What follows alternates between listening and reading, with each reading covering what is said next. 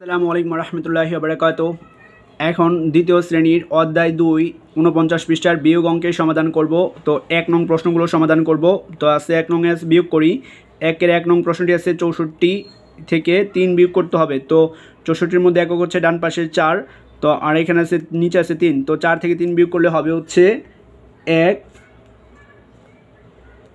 তারপরে হচ্ছে 6-এর নিচে কিছু নাই, তো 6-এর 6 বসে যাবে। তো 64 থেকে 3 বিয়োগ করলে হয় হচ্ছে 61।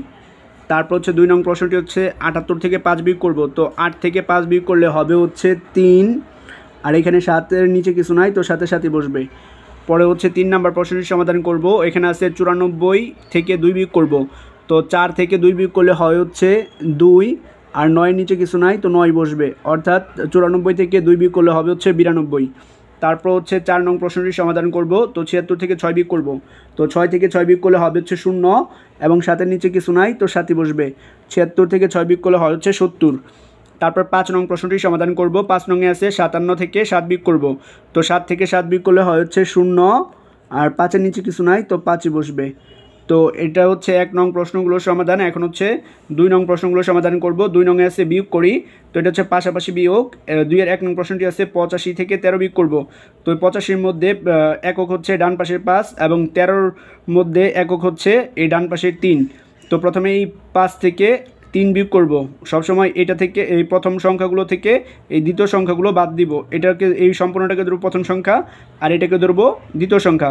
তো 5 থেকে 3 বিয়োগ করলে হবে হচ্ছে 2, যেহেতু একক বিয়োগ করতেছি একক ডান পাশে লিখবো, একটু দূরে লিখবো। পরে 8 থেকে 1 বিয়োগ করলে হবে হচ্ছে 7। তারপর হচ্ছে 2 নং প্রশ্নটি সমাধান করব। তো 79 থেকে 44 বিয়োগ করব। তো একক হচ্ছে 9, আর এখানে একক হচ্ছে এই 4। তো 9 থেকে এই 4 বিয়োগ করলে হবে হচ্ছে 5। তারপর হচ্ছে 7 থেকে 4 বিয়োগ করলে হবে হচ্ছে 3। তো 79 থেকে 44 বিয়োগ করলে হবে হচ্ছে 35। তারপর হচ্ছে 3 নং প্রশ্নটি সমাধান করব। 61 থেকে 50 বিয়োগ করব। তো একক হচ্ছে 1, আর এখানে একক হচ্ছে 0। তো এই 1 থেকে 0 বিয়োগ করলে হবে হচ্ছে 1। 6 থেকে 5 বিয়োগ করলে হবে হচ্ছে 1। 61 থেকে 50 বিয়োগ করলে হয় হচ্ছে 11। তারপর হচ্ছে 75 থেকে 25 বিয়োগ করব। তো একক হচ্ছে এই 5, এবং এখানে একক হচ্ছে এই 5। 5 থেকে 5 বিয়োগ করলে হবে হচ্ছে 0।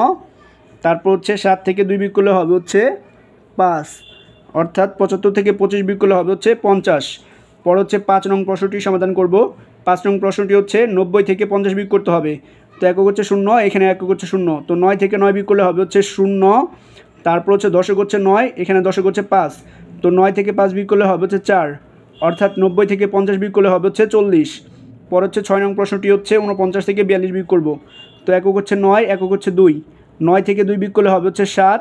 4 থেকে 4 বিয়োগ করলে হবে 0। 0 দিলেও হবে, না দিলেও হবে, অর্থাৎ 49 থেকে 42 বিয়োগ করলে 7 হবে উত্তর।